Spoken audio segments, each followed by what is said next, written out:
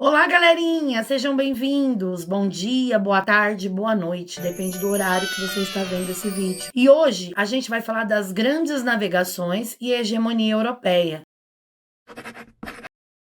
Para início de conversa, a gente precisa entender que as grandes navegações deram início ao que hoje a gente conhece como globalização, tá? E elas aconteceram entre o século XV e o século XVIII, em busca de riquezas e territórios. Representa também o início de uma nova história mundial. Marcou aí um processo de globalização, de mudança em rotas comerciais, mudança na maneira com que o mundo se comportava na época. E aí a gente vai analisar quais foram os fatores que impulsionaram a expansão europeia.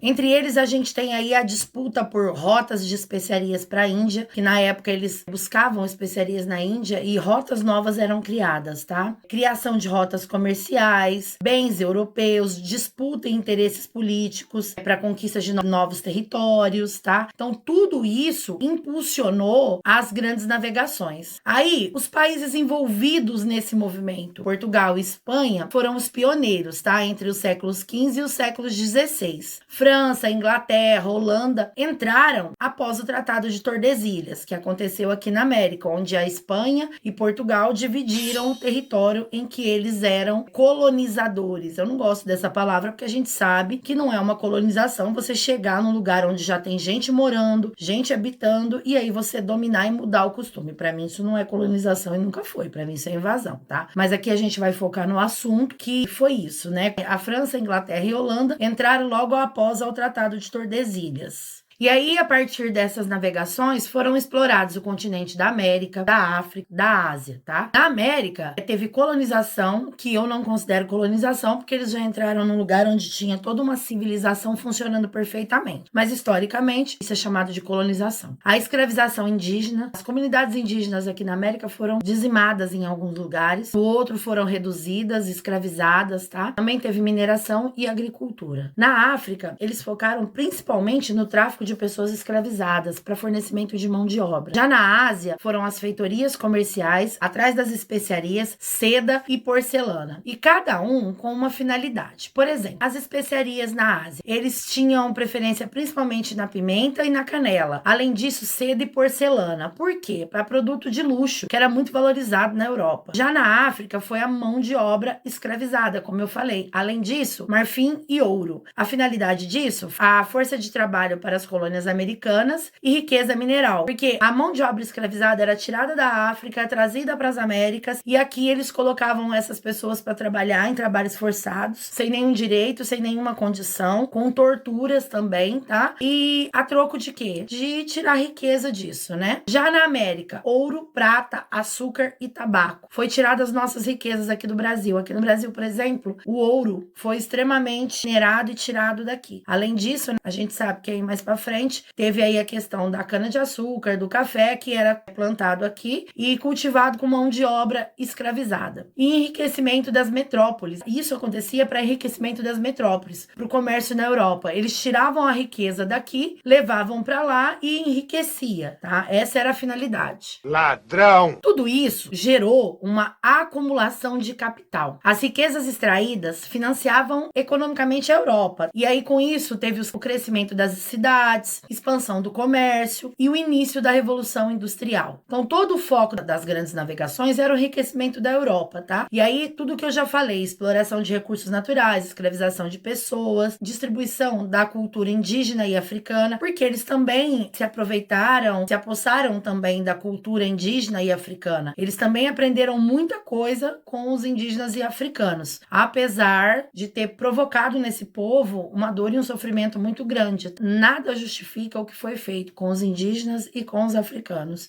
Eu gosto muito de ressaltar isso, porque a história tem costume de apagar, às vezes, muitas vezes. E aí, as grandes navegações deu início, como eu falei para vocês, à globalização e ao mercantilismo. O mercantilismo, a gente pode considerar ele como pré-capitalismo. É o pai lá atrás do capitalismo, tá? A diferença é que o mercantilismo acumulava riqueza e o capitalismo põe a riqueza para gerar mais riqueza. E aí, o mercantilismo, ele funcionou como uma forma de acúmulo de riqueza. O que acontece? A metrópole retinha toda a riqueza que ela tinha, ouro, pedra, e ela diminuía as importações, ela importava pouco, exportava mais. Isso era uma maneira de acumular e manter o poder, controlar o comércio, vendendo mais do que comprava. E aumentou também a exploração das colônias para enriquecer, com acúmulo de ouro e prata, principalmente. Isso significava ter um governo forte, era uma proteção da economia. Isso foi o mercantilismo. O mercantilismo foi um pré-capitalismo, onde o acúmulo de riquezas era necessário para se manter o poder. Isso funcionava assim, ó: Estado forte, protecionismo, nacionalismo econômico, aí aumento de taxas alfandegárias e leis pragmáticas. Do outro lado, desenvolvimento do manufatureiro, monopólios e colonialismo. Então, como eu falei para vocês, um acúmulo de riqueza. E com isso, o Estado se tornava mais forte. Agora que vocês entenderam o que é e o que foi as grandes navegações e entendeu um pouquinho do mercantilismo, a gente vai partir para o final desse vídeo. A gente vai fazer a nossa finalização e entendendo que as grandes navegações foi um modelo econômico adotado em muitos locais, sofreu mudanças e ela foi uma passagem do feudalismo, né, uma transição do feudalismo para o capitalismo, passando pelo mercantilismo, que é o pré-capitalismo. A globalização entrava também aí pelas grandes navegações, como eu falei, e a gente também teve o início da primeira fase da globalização. Mas esse é um assunto para um próximo vídeo, tá? Beijos,